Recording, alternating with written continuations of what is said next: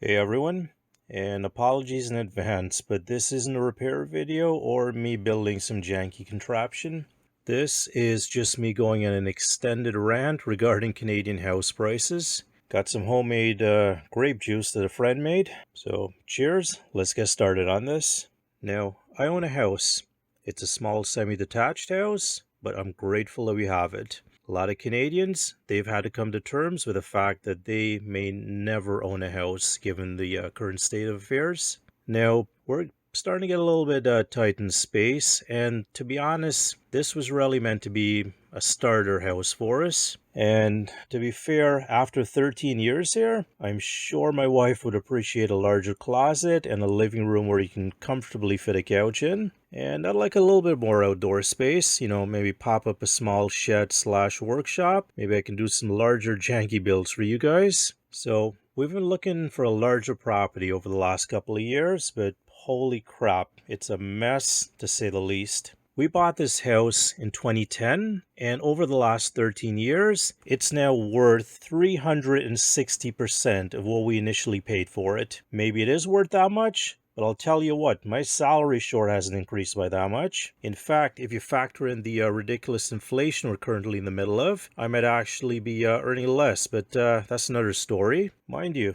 last year, at the peak of the house prices, our crap house was worth close to 400% of what we paid for it. And now the prices have somewhat come down a bit. All the talking heads are telling us to rejoice and enjoy the cake. Louis Rossman did a video on this gaslighting about 2 months back, and I fully agree with him on this one. I'll link to his video in the description down below. The only people that should be legitimately rejoicing about these house prices are those involved in making money in the housing industry, whether that be the cities raking in higher land taxes, the person or offshore corporations that own 15 houses to store their cash away in as a little pseudo investment vehicle, or the real estate agents who start drooling every time they think about that sweet commission they're going to make. Now, there's another YouTube content creator. I'm not going to mention names because I do like them and I enjoy their videos, but they try to show statistics that say it's perfectly normal for house prices to double every decade. I'm simplifying their argument, but that was the crux of it. Now, if you know who this person is, please don't harass them. I don't think they're intentionally trying to deceive or misinform anyone, and like I said, I do enjoy watching their videos. Now, let's look at that argument a little bit closer. Do you know what happens if you take a dollar,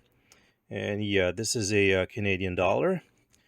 Do you know what happens if you take one of these and you double it every day for 30 days? Well, you end up with just over $107 billion. The point is, this doubling every 10 years, it's not a sustainable arrangement. Moving on, there are 3 types of lies.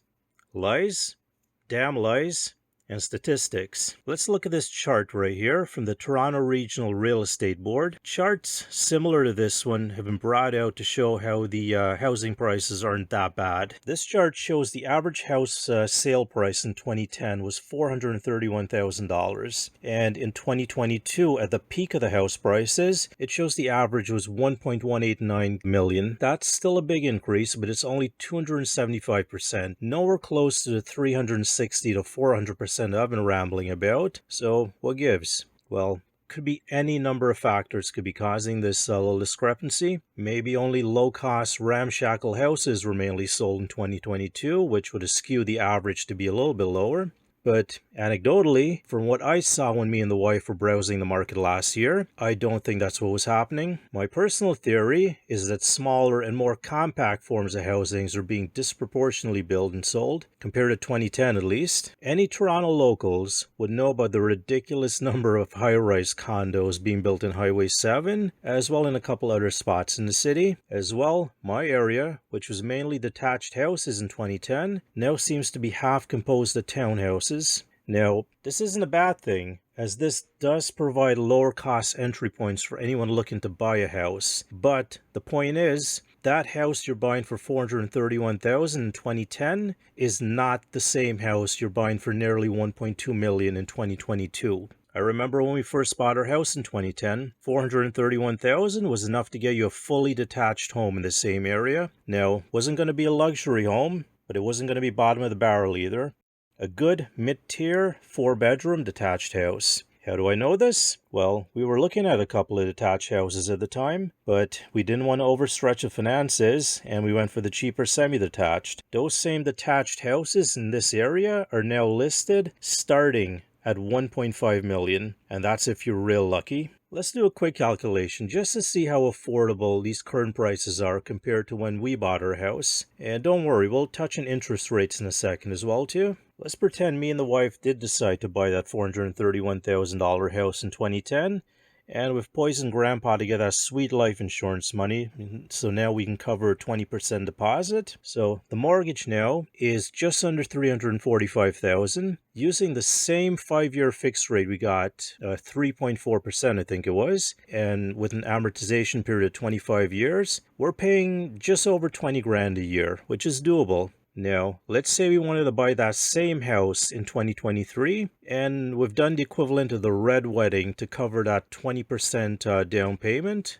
And also, just for giggles, let's use the 2010 interest rate. So, on an actual mortgage amount of 1.2 million, you're paying over 71 grand a year for 25 years. Is that reasonable? And don't forget, that's not the actual interest rate. Let's say you're golfing buddies with a branch manager, or you got some good blackmail material on him. You might be able to swing a rate of 5.91%. So, what are we paying each year with that rate? This. Over 91 grand in mortgage payments, which is a lot, considering, people, they need to eat.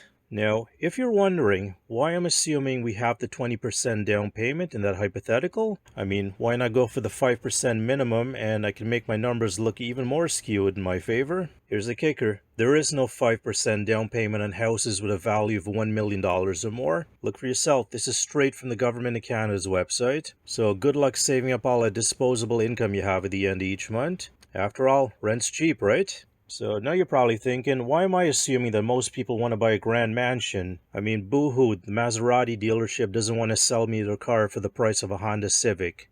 And I agree. Most new buyers, such as me and my wife back in 2010, would probably be more than happy with a cheap townhouse or condo. So let's do the math. Here's a cheapo townhouse in the area listed at $979K. Which, by the way, I guarantee you they only have it listed that low to try and start a bidding war. Don't believe me that's a thing that happens? Go look up houses in the Greater Toronto area and take a note of how many are listed at $999K.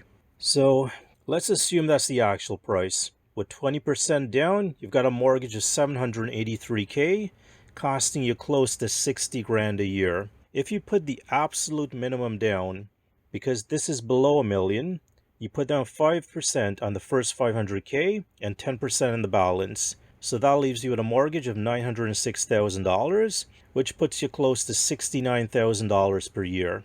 And because you didn't put down 20%, you now have to add mortgage insurance to that. So now a couple of you are thinking, so what? Maybe you and your spouse each bring home 70 grand after tax. After all, we're single people looking for homes. You can pay the mortgage with your salary and your spouse can cover all the bills. Are you sure about that? You've got utilities, property tax, car payments to go get your groceries because we have crap public transit, actual groceries, gas so you can get home with your groceries, clothes for your kids. I mean, you get the picture. Are you really going to have enough money left after all of that to go to the movies or even for Netflix? And what happens if one of you loses their job? Also, this whole time, I've been using a fixed mortgage rate. Do you guys realize there's a not insignificant number of people that bought houses in the last few years using variable mortgage rates? A lot of these people were sold a lie by either the real estate agents or the banks, and were told that rates have been so low for so long, the government can't possibly raise them. Well, guess what happened?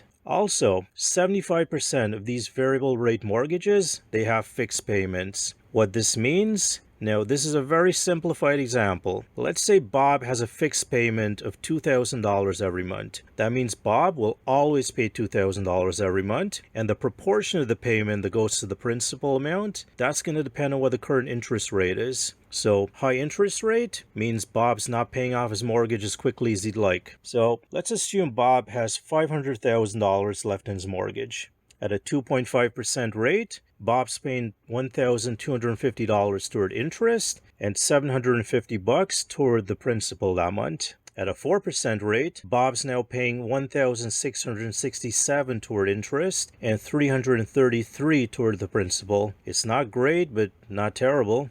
That comes next.